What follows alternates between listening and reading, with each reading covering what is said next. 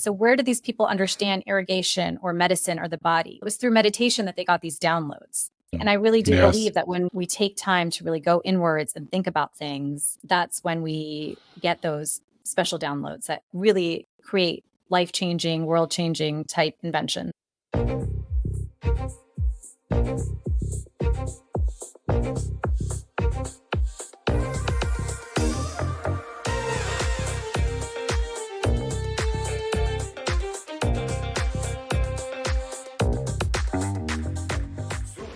Welcome to Super Entrepreneurs Podcast. I'm your host, Shahid Durrani. Today we have with us Kavita Sahai. Kavita is a founder of K Sahai, a natural wellness and beauty company. Previously, she was in private equity and investment banking. She received her undergraduate degree in finance from University of Florida and her MBA from UC Berkeley. Welcome to our show, Kavita. Thank you so much for having me. I'm so happy to be here. My pleasure. My pleasure. So that's quite a shift, Yes. right? Yeah. Yes. So what inspired that shift? Can you share a story or information on how that transpired? Yeah, absolutely. So when I was younger, of course, I definitely thought I wanted to do finance. And so I pursued that path. Oh, so And when you're as a kid, you wanted to go into finance?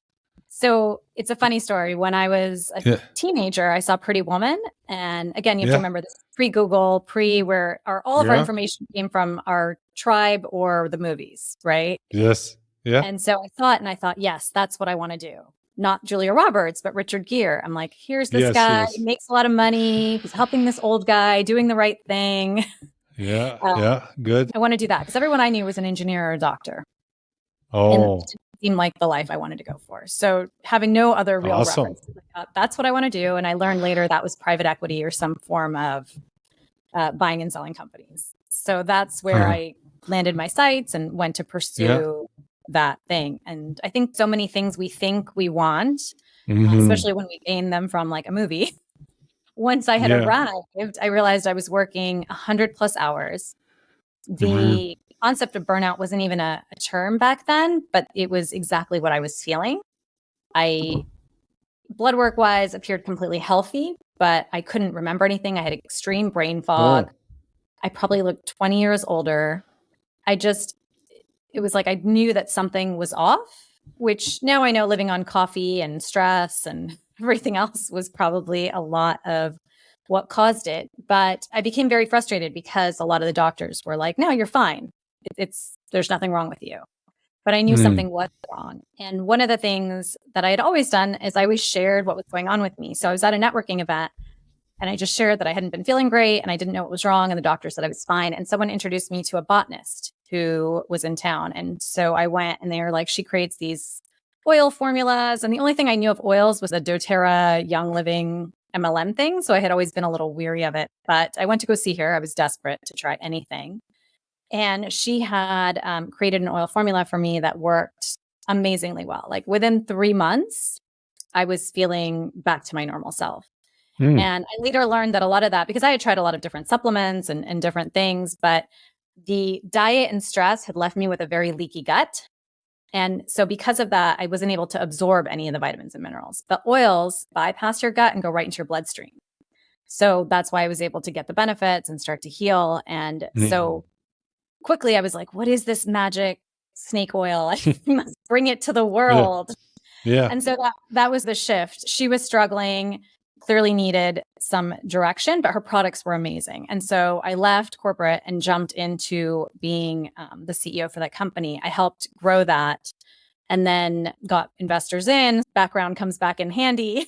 And then got them private equity money and then decided that I still was really passionate about the oils and that business. And then started my own brand around it. So similar to that type of product, your brand? Yeah. So it's actually the same formulations because the investors didn't want to move on with it. They wanted to do something very different. And yeah, so I was able to take it. So it's that formulations. And then of course I added on during this probably almost 10-year journey. I got certified in aromatherapy, Ayurveda, yoga. Like it was a total shift of expertise. But It's So like the more you that get the there. hmm. So the person that you went in and joined that company, the initial company, did she move on to join you in this new firm as well? No, she's retired. She was, Okay, that's great. It worked out. She yeah, can continue her dream, her purpose through you. yeah, exactly. Oh, that's awesome. So you have a diverse experience or expertise in aromatherapy, as you mentioned, yoga, nutrition. Can you share how you blend this ancient wisdom with scientific evidence? Yeah, absolutely. So I was never one person who would do something just because there was a ritual, right? For Hmm. example, praying before eating. I'm like, but why? Why do we pray before we eat? What's the ritual? And it's actually a ritual that You runs need all. an answer I for needed the science. everything. Yeah, I Yeah. always wanted to know what's the science? Why does it work? And and so as I dug in and as I started to study all these different modalities, what I realized is there is a lot of these rituals, most of them I would say, they do have science behind it. So the reason you pray before eating is because it calms your fight or flight and it allows you Hmm. to digest. It gives you that moment to breathe before you eat. And so that was like, wow, okay, that's a ritual that we want to have. And for example, we have de-stress oil, and it's another great way. If you remember to roll it on before you eat, it helps your body immediately relax so that you can take in the food and digest better. So I just started to take a lot of these different rituals also with affirmations. So that has become a lot more popular now, saying affirmations. But if you combine it with a scent, it also helps to solidify it in your mind because scent is the first thing that reaches your blood brain. So it helps you believe and ground that affirmation. And so we combined and put affirmations on all our packaging. And so that's how I have started to mix the rituals along with the oils to Hmm. intermix because really it's holistic, right? It's mind, body, and Yeah. soul. That is the Yeah. holistic Awesome. wellness experience. Yeah. And Kavita, do you have ones that you can light up as well to set a scent in your home, for example? Yeah. So I don't have those type, but you could Mhm. absolutely take any oil and put it. I don't know about light up, but you could put it in Oh, a diffuser or you could, okay. I Just always leave put it it in my open. air filters. Yes. Yeah. Because everyone has different sensitivities to scent, I really like the roll-ons just because it's your own personal thing, and it's also whatever you personally need. But I do Hmm. put them on if someone's sick in the house, I'll always put like a little eucalyptus or Bavansara on our air filters so that it goes throughout the house to protect everyone. So, what other kind of research have you done with many of the rituals? For example, the laws of the universe, like law of attraction. Have you researched that aspect as Yeah, well? absolutely. So I Hmm. think the law of attraction and meditation manifestation absolutely have spent a lot of time with it because it's really interesting. And it's Hmm. funny because I don't think it's something we could have talked about maybe even 5 years ago, No. this type of a podcast, but I have found it Yeah. very easy to call in. And I find that, again, the biggest thing is you have to be in a relaxed state to be Mm. able to attract or manifest whatever it is that you desire. You have to be relaxed. It can't be this nervous, anxious anxiety. And so that's where I think that's where the practice of Mm. meditation Good and all point. in, right? And it helps to Mm. build patience. Mm. But Yeah, once it's you're so in that true. state, you can call and manifest very easily. That's Mm. what I Yeah, it's true. And it's that calmness. It's that calmness of mind, and then also just knowing the faith part, the complete correct. faith, having faith that everything's going to be okay. And then because you're so aware, because you're so in expectant in expectation of wonderful things happening, and you feel that and you're calm, you start getting the guidance. Like Tony Robbins talks about that guidance. I'm just being guided. And I never really understood all that until I started meditating. I started looking within and studying myself. Started realizing that, yeah, they're amazing pointers. They just comes if your mind is really active and really busy and chaotic, you might not even might notice it, but you brush it off. But when you're in that state, you're expecting, you just think, oh, okay, wait a minute, that's one of those things. Let me investigate. You start saying yes when you usually would say no, for example. Exactly. No, exactly. And it's your intuition, right? So Yeah. we've Yeah. gotten so used to relying on technology to Yeah. supersede our intuition, right? So Mm, now we don't hmm. drive anywhere before putting it in Google Maps, right? We can't Yeah. intuitively know where things are, right? And now we even Yeah. use a device to tell us, did we have a good night's sleep? Like we can't wake up and say, did I sleep well or did I not sleep well? Let me check. Mm. And so I find Yeah. intuition is like a little voice in your head where if you don't Yes. listen to it, it gets quieter and quieter. But the minute Yes. you start listening to it, it gets louder. And that's when it Mm, becomes the guide. But it goes mhm, hand in hand with that trust. Like I love when Gabby Bernstein says, the universe has my back. If you really mm, believe that, then you can really believe this mhm. voice and start to trust it in Yeah. complete faith. And that's really, Yeah. I think, where the magic happens. But none of that happens if you're not in a state of relaxation, if you're not in a state where you're Mm, caring for yourself. true. Yeah. Um, one of the practices I really loved studying about was human design. Have you heard of that? No. So, human design is the combination of different ancient practices. So, it combines the chakra system, I Ching, and astrology, and I'm missing another one. But it takes all of that to tell you what's your energy type and how to care for it, like how to bring up your Mhm. vibration. Because, for example, for some people that could be running, and for some people that could be sleeping, and that it's going to restore their energy differently. Mm, So there's mm, 5 different energy types, and once you identify which one is yours, then you can do specific self-care tactics to help you raise your vibration and take care of mm. yourself. Because so again, we're so Good. programmed to not listening to our intuition. Like I think if we really were tuned in, we would know naturally what would suit us. But we're so Mm. used to just looking at whatever the latest Instagrammer's doing, and we're like, oh, it's working for them. It must also work for Yeah. me, right? Yeah. But the truth Yeah. is, we Yeah. all have different sort of soul prints that we need to explore. So we have the quiz on the website actually, so people can take it to figure it out. And then it does Oh, have nice. on how best to do it. Because again, I feel like it's all about this journey to your true nature through nature. Mm, So mm. that I try to do as many You, tools through it. But and you had a good point about technology, the reliance on technology. We lose out on that inner world.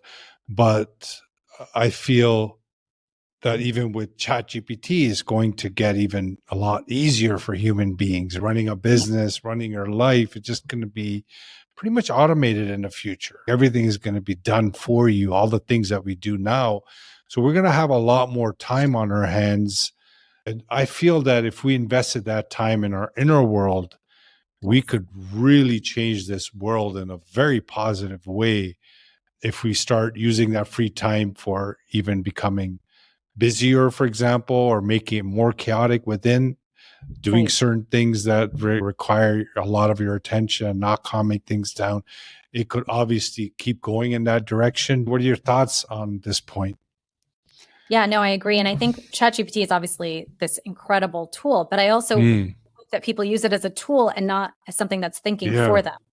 So people Yes. aren't just putting into ChatGPT, what should I do with my business? No, that's something that you intuitively, that's your thing, that's your secret sauce, your Yeah. uniqueness. And the problem Yeah. with ChatGPT is it's taking everyone's uniqueness to make it all the same. And so now it's gotten to a Mm, point where someone sends a message, I can tell that ChatGPT wrote it, right? Because it's you've mm, lost that originality, that uniqueness. And so yeah. I think it's like most things, it's a blessing and a curse. And Yeah. so I think when it's No, used it's as a true. tool, it's incredible.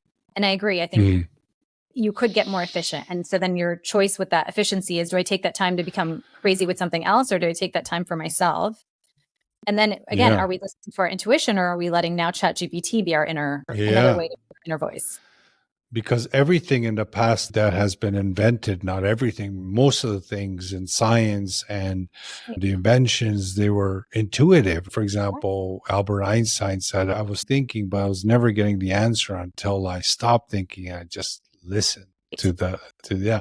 So, and a lot of other inventions, Nikola Tesla and a lot of other brilliant people in the past that gave us a lot of the technology that we use today, a lot of the ways of discovering new things through science, for example, was first came about through that inner world. It's so powerful. So there's so much there that we haven't even scraped the surface yet. Who knows where we can take this world if we start focusing on our inner world? 100%. I think most of them, I call them digital downloads from the universe. right? Yeah. So in Hinduism, we have these books of the Vedas, and Ayurveda actually came from there, along with a lot of different science. And it was real Mm. science. So where did these people understand irrigation or medicine or the body? It was through meditation that they got these downloads, right? And Mm. I really do Yes. believe that when we take time to really go inwards and think about things, that's when we get those special downloads that really create life-changing, world-changing type inventions. Yeah. Very true. Very true. It's the calming things, looking within, meditating, that we get the true answers that we're looking for, even for our own personal life as well. And I love all people, I love all cultures and all that. I find that because it's mindfulness at the end of the day, if we practice meditating or meditation, is being mindful. That's it. You're just calming things down. You're just becoming more healthier. And that can be practiced in any belief system. That's right. That's right. And It's an so, inward journey. so your commitment to empower female and social entrepreneurs is great. But can you share some challenges that you encountered when going in that direction? Yeah. So I've always felt, especially from coming from the world of finance, that women entrepreneurs don't receive enough capital. So I always tried to Hmm. angel invest in that direction. The difficulty I find is the support. There obviously, just like there's a glass ceiling in the corporate world, there is a similar type issue when you're looking for contracts. For example, if you're working with an entrepreneur who's trying to get into corporations or sell her solution into corporations or different companies, there still is a little bit of the old boys club, right? Where people like to do business with people they're friends with or have common interests with. Hmm. And so I find that challenge is still a little bit hard to Yes. overcome, just like it would be for the same Mm. reason that people feel it in the corporate world, right? If you're friends with someone, Mhm. you're more likely to like them, think more of them when there's an opportunity. And so I find that still exists. But having said that, I still believe that the research will show, again, I'm all about the research behind it, that female entrepreneurs and having females on your boards will provide you with better results because Mm. it's a different way of I thinking. agree. Yes, I agree. And was the ability to be in various directions and multitask and still be able to come up with creative ideas is what I Right. find fascinating as well. Yeah, Right. exactly. Like you need So yeah, different perspectives, different point of views. That's where the yeah, creativity and the magic happens. yeah. That's great. Can you share any specific lessons that you learn in this transition from your past, this life that you had in finance and going into this type of industry? Have you learned any specific lessons? And if you had to do it over again, what would you do different?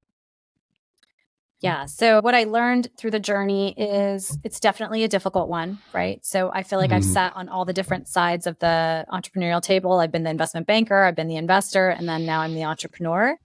And Mhm. it's a lot easier to tell somebody what to do than it is to actually execute on things. And so I don't think I fully appreciated the ups and downs of the entrepreneurial journey as opposed to maybe some of the other seats that you have around that table. And the lesson there is really, again, one of faith.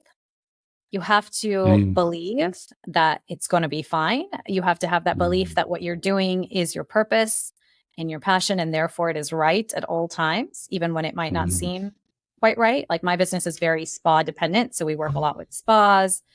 And in COVID, the whole world shut down. And I think Bloomingdale's had sent a letter saying they weren't going to pay for a year and a half or something like that. So Yeah. you really have to keep faith that you are on the right path and then it's going to be fine. And so I think, again, Mm. that self care practice is really important. I think Mhm. to make sure that you're always in a calm state of mind and you're not making decisions or taking actions that are rash. And the good news is you can do that when it's your own company because you can be like, nope, I got to go meditate for 10 minutes outside and nobody thinks anything of Mm. it.